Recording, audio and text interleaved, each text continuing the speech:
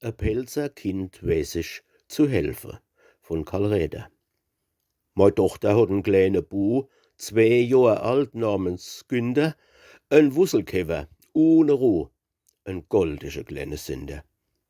Auf Gutsel, Zucker und Konfekt, da is wie versesse. Sie se freed, wem des schmeckt. Verliebt, da kennt man fresse. Sein Mutter hat noch Pfeffernis, von Weihnachten, hart wie Eisen. Und mit seinem jungen Milchgebiss kann die nicht verbeißen.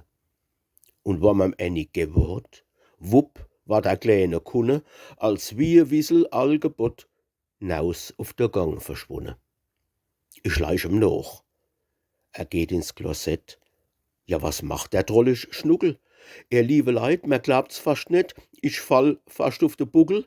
Dort dunkt die hat Pfeffernuss ins Wasser in die Muschel und steckt se still mit Hochgenuss, schä aufgewäscht ins Guschel.